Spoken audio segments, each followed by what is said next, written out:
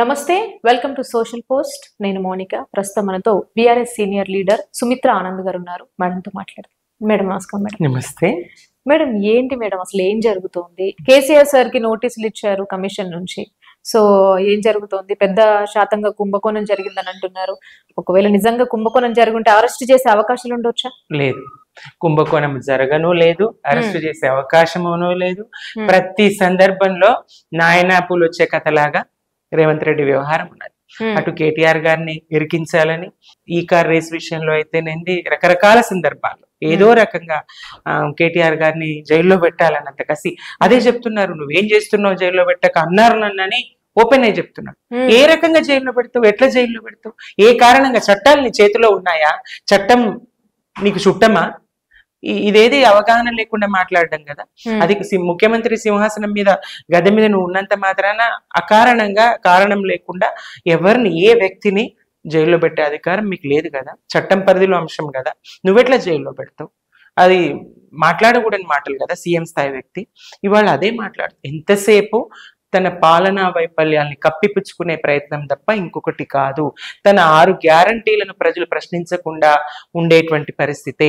రుణమాఫీ జరగలేదు, రైతు భరోసా అందలేదు, కల్లాల మీద ధాన్యం తడిసి అకాల వానలకు తడిసి మొలకలెత్తి రైతులు అటు ఎండి వానకు నాని చస్తున్నారు.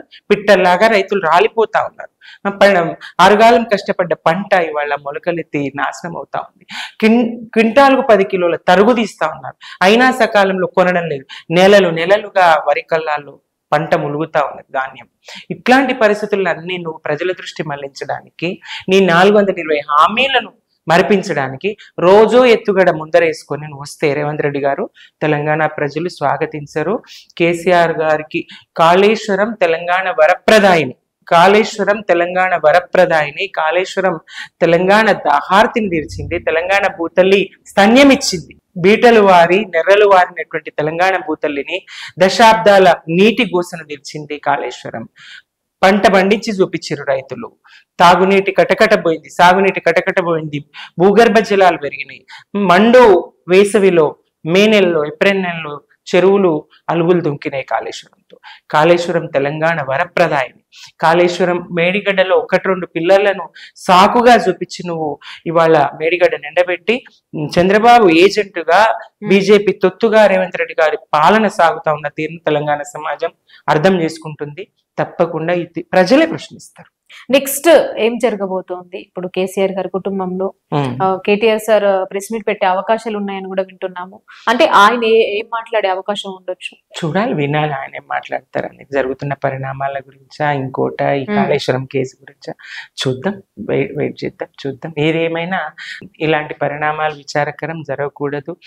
కుటుంబం తెలంగాణ కుటుంబం, ఇది ఉద్యమ దగ్గరుండి నడిపించుకోవాల్సిన ఉద్యమ కుటుంబం, తెలంగాణ కుటుంబం, 60 లక్షల కుటుంబంలో ఆ కుటుంబం ఒక భాగస్వామి. అటువంటిది ఇది ఒక కేసీఆర్ కుటుంబానికి సంబంధించిన వ్యవహారంగా చూడకూడదు, ఇలా జరగకూడదు. విచారకరం, సమసిపోవాలని కోరుకుంటూ జై తెలంగాణ, జై కేసీఆర్.